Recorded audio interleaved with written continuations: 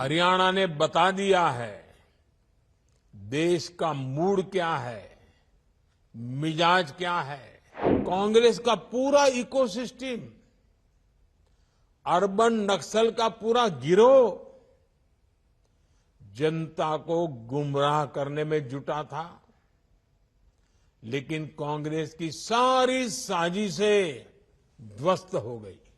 कांग्रेस ने सारे हथकंडे अपनाए, लेकिन हरियाणा की जनता ने दिखा दिया वो अब कांग्रेस और अर्बन नक्सल के नफरती षड्यंत्रों का शिकार नहीं होने वाले।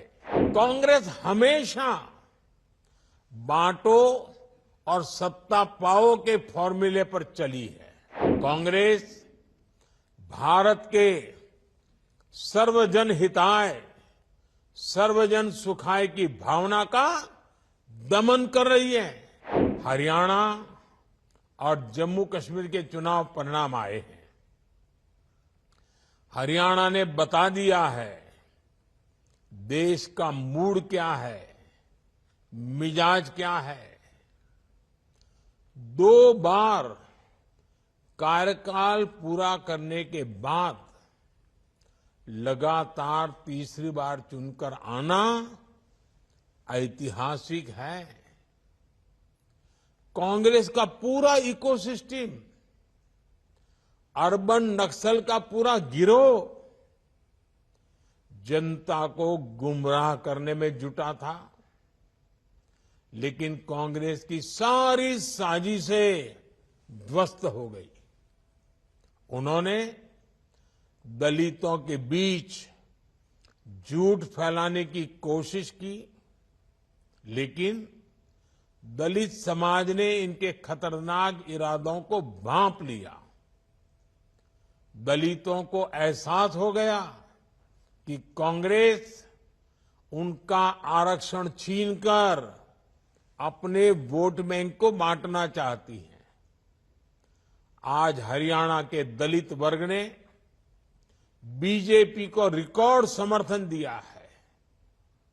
हरियाणा के ओबीसी बीजेपी के विकास कार्यों को देखकर उसके साथ है।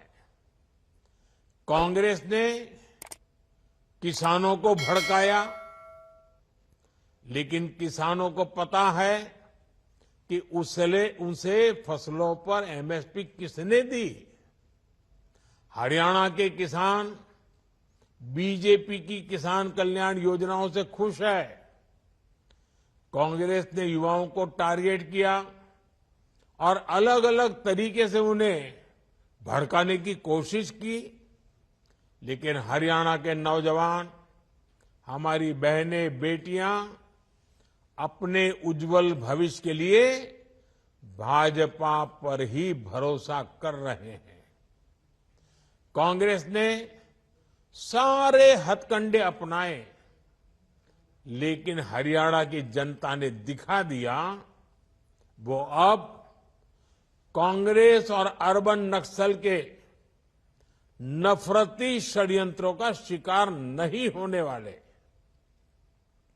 साथियों, कांग्रेस हमेशा बांटो और सत्ता पाओ के फॉर्मूले पर चली है। कांग्रेस ने बार बार ये सिद्ध किया है कि वो एक गैर जिम्मेदार दल बन गया है। वो अभी भी देश को बांटने के लिए नए नए नैरेटिव गढ़ रही है। कांग्रेस समाज को बांटने का फॉर्मूला लाती रहती है। कांग्रेस देश के मतदाताओं को गुमराह करने से बाज नहीं आ रही। कांग्रेस का फॉर्मूला साफ है कि मुसलमानों को डराते रहो, उनको भय दिखाओ, उनको वोट बैंक के कन्वर्ट करो और वोट बैंक को मजबूत करो। कांग्रेस के एक भी नेता ने आज तक कभी नहीं कहा कि हमारे मुस्लिम भाई बहनों में कितनी जातियां होती हैं। मुस्लिम जातियों की बात आते ही कांग्रेस के नेता पर मुंह पर ताला लगाकर बैठ जाते हैं। लेकिन जब भी हिंदू समाज की बात आती है तो कांग्रेस उनकी चर्चा जाति से ही शुरू करती है। कांग्रेस की नीति है हिंदुओं की एक जाति को दूसरी जाति से लड़ाओ। कांग्रेस जानती है कि जितना हिंदू बटेगा उतना ही उसका फायदा होगा। कांग्रेस किसी भी तरीके से हिंदू समाज में आग लगाए रखना चाहती है ताकि वो उस पर राजनीतिक रोटियां सेकती रहें। भारत में जहां भी चुनाव होते हैं वहां कांग्रेस यही फॉर्मूला लागू करती है। अपना वोट बैंक पक्का करने के लिए कांग्रेस समाज में जहर घोलने के हर हथकंडे अपना रही है। कांग्रेस पूरी तरह से सांप्रदायिक और जातिवाद का चुनाव लड़ती रहती है। हिंदू समाज को तोड़कर उसे अपनी जीत का फॉर्मूला बनाना, यही कांग्रेस की राजनीति का आधार है। कांग्रेस भारत के सर्वजन हिताय, सर्वजन सुखाय की भावना का दमन कर रही है, सनातन परंपरा का दमन कर रही है।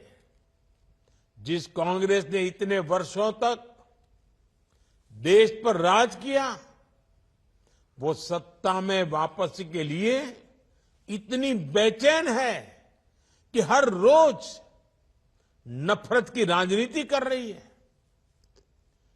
कांग्रेस की पुरानी पीढ़ी के नेता भी बेबस है, असहाय है कि उनकी इस पार्टी की क्या स्थिति हो गई है। कांग्रेस की ये स्थिति होने वाली है। कांग्रेस नफरत फैलाने की सबसे बड़ी फैक्ट्री बनने वाली है। ये गांधी जी ने आजादी के बाद ही समझ लिया था। इसलिए ही गांधी जी ने कहा था कि कांग्रेस को खत्म कर देना चाहिए। कांग्रेस खुद खत्म नहीं हुई, लेकिन आज देश को खत्म करने पर तुली हुई है। इसलिए हमें सावधान रहना है, सतर्क रहना है। साथियों, मेरा पक्का विश्वास है समाज को तोड़ने की आज जो कोशिश हो रही है, ऐसी हर साजिश को महाराष्ट्र के लोग नाकाम करके रहेंगे।